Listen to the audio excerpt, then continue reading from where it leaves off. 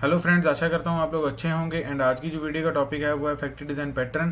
कि factory design pattern क्या होता है, उसी के साथ ये किस प्रॉब्लम ऑफ स्टेटमेंट को जो है ओवरकम करता है, और इसका जो है गोलैंग के अंदर इम्प्लीमेंटेशन कैसे किया जाता है। तो ये सारी चीज़ें इस वीडियो के अंदर कवर की गई हैं।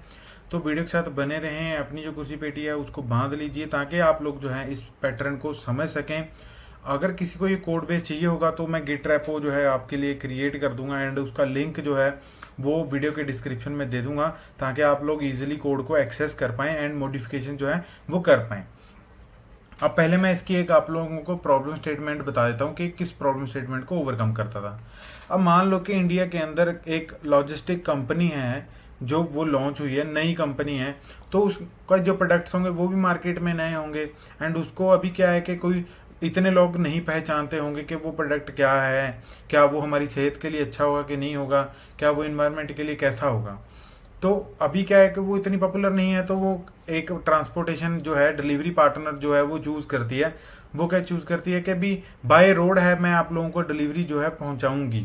क्यों? क्योंकि ये विद इन इंडिया है, तो इंडिया के अंदर अभी के लिए मैं क्या करती हूँ, जो बाय रोड है वो डिलीवरी आप लोगों को दूंगी अपने प्रोडक्ट्स की। तो ऐसे ऐसे करते करते 2 साल बीत गए। 2 साल बीतने के बाद उसके प्रोडक्ट्स हैं जो वो बहुत पॉपुलर होने लग गए। अब वो ओवरसीज के साथ भी डील करने लग गया। उसको पहला कॉन्ट्रैक्ट आया कि भाई जो मतलब अमेरिका का कॉन्ट्रैक्ट आया कि अभी हमें भी ये प्रोडक्ट चाहिए, तो आप लोग जो है वो उसको डिलीवर कर दो। अब उसको जो है वो डिलीवरी पार्टनर कौन सा चूज करना पड़ेगा। अब बाय रोड तो वो डिलीवर नहीं कर सकता ना, तो वो क्या चूज करेगा, या तो फिर वो ओशियन से लेके जाएगा, जाके क्या है कि वो कार्गो प्लेन चूज कर सकता है। बट उसका जो सिस्टम है वो क्या है, कंपेटेबल किसके था, बाय रोड के।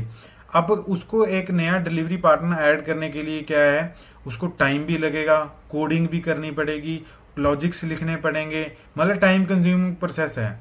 तो इसी प्रोसेस को, मतलब इसी टाइम को ओवरकम करने के लिए फैक्ट्री डिजाइन पैटर्न जो था वो आया था।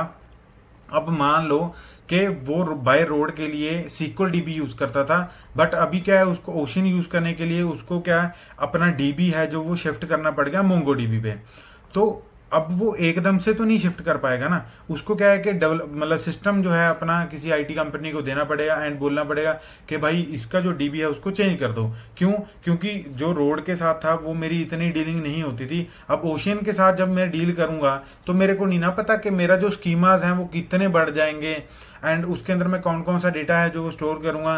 एंड अपने सिस्टम को अभी के लिए कंपैटिबल बनाने के लिए मैं अभी मोंगोडीबी है जो डायनेमिक स्कीमा बनाता है उसके साथ जाना चाहता हूं, तो आप इसका डाटाबेस चेंज कर दीजिए।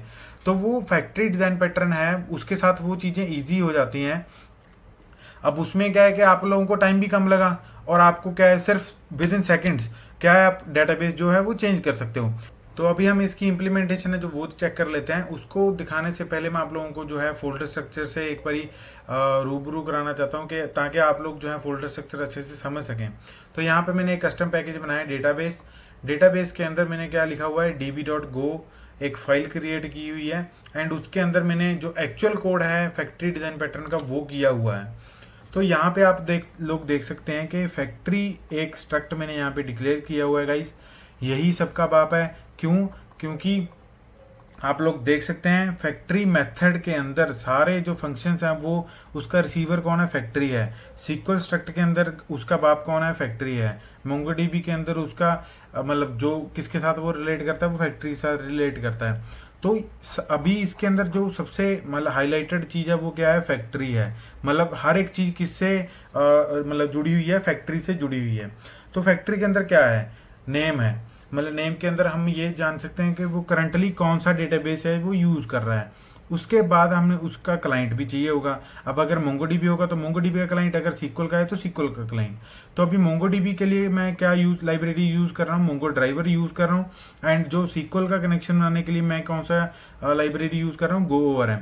बेसिकली इसके अंदर हम पोस्टग्रेज है वो यूज कर रहे हैं as a connection, as a dB.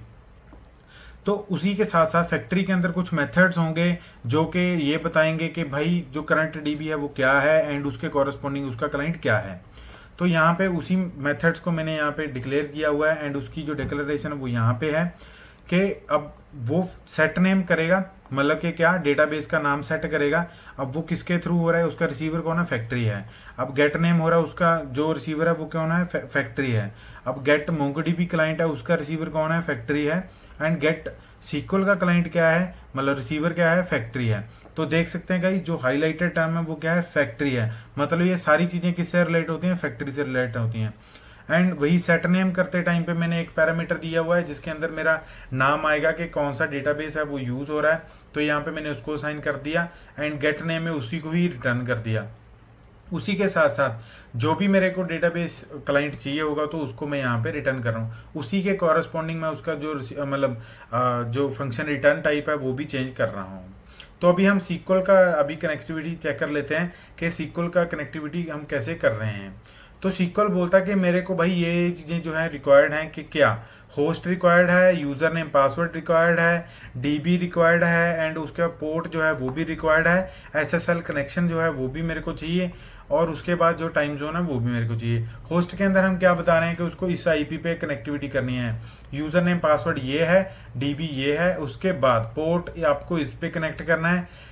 अभी के लिए मेरे लोकल सिस्टम पे है तो मैंने एसएसएल जो मोड है उसको डिसेबल कर दिया। आप अगर प्रोडक्शन मोड में यूज कर रहे हैं तो आप इसको इनेबल भी कर सकते हैं, कोई दिक्कत वाली बात नहीं है। तो उसी के साथ यहाँ पे मैंने क्या बताया, इसको एक टाइम जोन दे दिया कि ये टाइम जोन के साथ मतलब आपका टाइम जोन ये है। तो उसी डीएसएन के साथ मैं यहाँ पे कनेक्टिविटी कर रहा हूँ।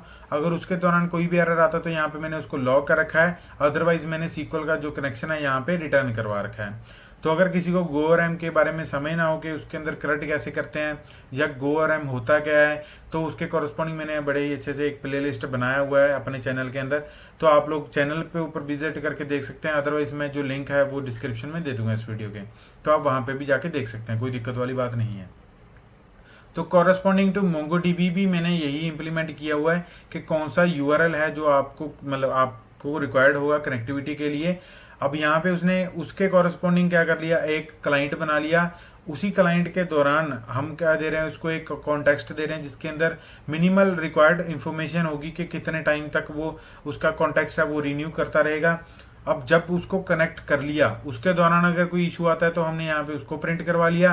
अदरवाइज क्या है, हम डेटाबेस को पिंग करके देख रहे हैं कि तू मुर्दा है कि जिंदा है भाई, तो वो बोल रहा है मैं जिंदा हूँ। अगर वो मुर्दा होगा तो वो यहाँ पे पकड़ा जाएगा, अगर अदरवाइज क्या है कि हम वो कनेक्शन को रिटर्न कर देंगे।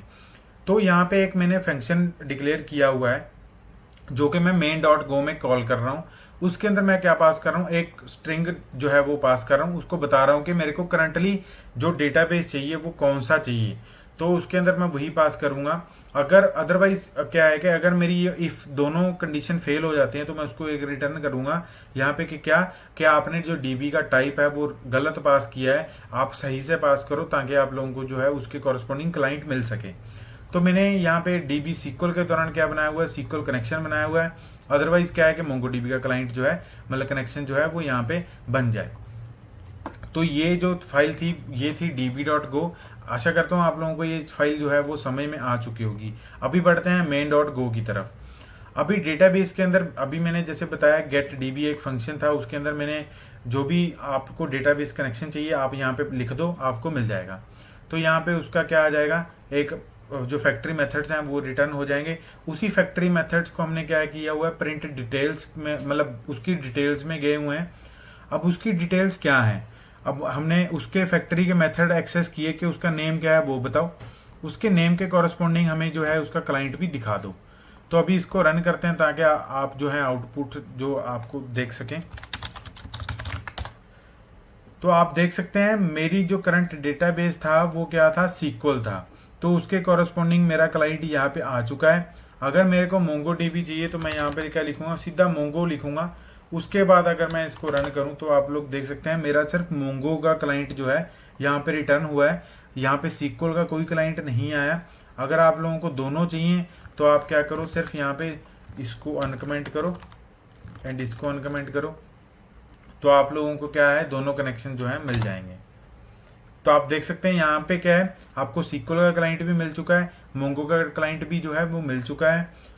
अब उसी के कॉरस्पॉन्डिंग अगर आप CRUD बनाना चाहते हैं तो वो आप यहाँ पे आप बना सकते हैं, कोई इशू वाली बात नहीं है। आशा करता हूँ आप लोगों को जो फैक्ट्री डिजाइन पैटर्न है इस समय में आ चुका होगा। अगर किसी का कोई डाउट है तो मेरे को कमेंट सेक्शन में बता सकता है, कोई दिक्कत वाली बात नहीं है। कोड जो है मैं गिटहब का रेपो जो है मैं डिस्क्रिप्शन में शेयर कर दूंगा। वीडियो को लाइक करें, कमेंट करके बताएं कैसा लगा। अगर कोई इशू है तो भी कमेंट करें, चैनल को सब्सक्राइब करें, अपना प्यार ऐसे ही बांटते रहें। Thank you for watching guys.